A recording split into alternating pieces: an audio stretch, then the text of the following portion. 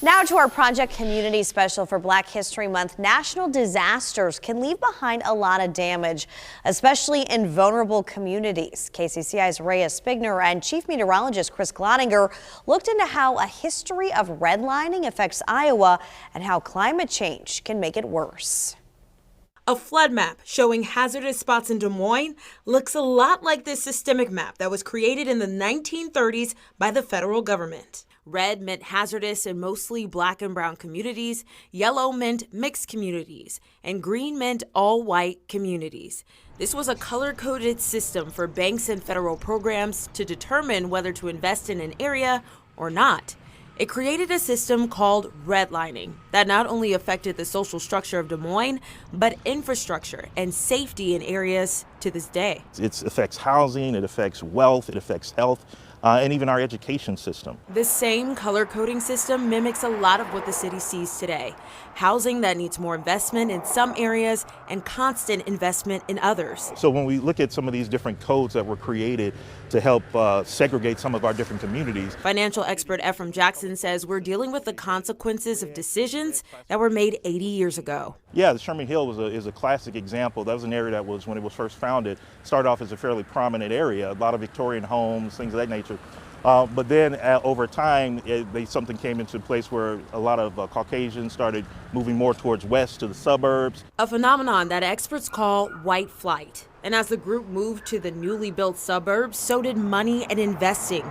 Majority of the housing loans weren't given out in redline areas. In the Sherman Hill area, black and brown communities moved in and to surrounding places in the 1960s.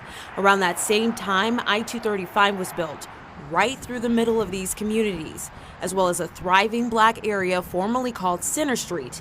The equity dropped even more. Once people started moving out, now we saw the structure and the layout of that neighborhood start changing, and now it goes from more of these single-family homes to now more apartments and kind of more multi-unit family houses versus just these single-family homes. And the cycle continued. Banks, federal programs, the city stopped investing in these areas for decades. So not only did structure stay the same in many homes, infrastructure like floodplains weren't fixed, adding to the already strained cycle of black and brown home ownership. Not only because of where we see these concentrations of these groups living, but also because they were the quote unquote worst parts of the city. And part of that was floodplains. That was one of the places that, the banks and the builders and the construction people didn't want to deal with the concerns of the floodplain, so that played into why these were given a red rating. Avoiding areas only added to poverty lines. Kendall Larson with the Polk County Housing Trust Fund says their goal is to educate and to help revitalize portions of the city that are still catching up in a system it wasn't meant to thrive in. So over time, that's where we have these concentrations of poverty. So then by the time you move into, the 60s and the 70s, when more public housing is being built, low income housing tax credits are being used to build affordable housing across the city.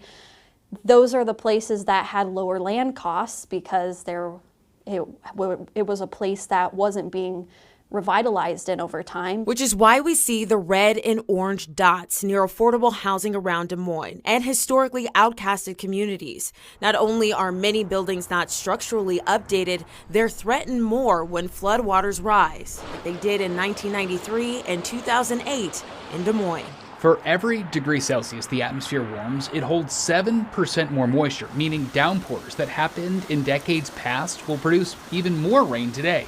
So yes, the 1993 floods would have been worse today, and now more of us are at risk of flooding. We're seeing huge increases in tail precipitation events, or what we would think of as extreme precipitation events, to the point to where we're moving from somewhere around 8 million or so properties in a 1 in 100 year flood zone today up to about 14 million properties in about 30 years. That's Dr. Jeremy Porter, who helped design the First Street Foundation's flood maps. The nonprofit uses climate data, which is different than how FEMA designs theirs. What do you do when it comes to climate projections?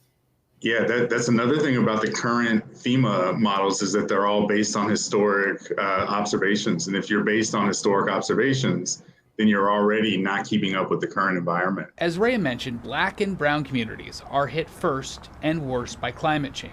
What we found in our own research is that vulnerable populations tend to be in areas where there's a lot of unknown flood risk. So there's a lot of places that the FEMA maps don't actually capture the flood risk as it stands per the 1 in 100 year layer or our own 1 in 100 year flood, but the people that live in those communities don't know that they have that flood risk, and that vulnerable populations tend to disproportionately occupy those types of communities. Remember, you need more than homeowners insurance to protect against water, and flood insurance rates can be unaffordable, especially when more than a quarter of your income goes to heating and cooling costs. And research shows that stat affects environmental justice communities the most. For Project Community, I'm Rhea Spigner. And Chris Gloninger, KCCI 8 News, Iowa's news leader.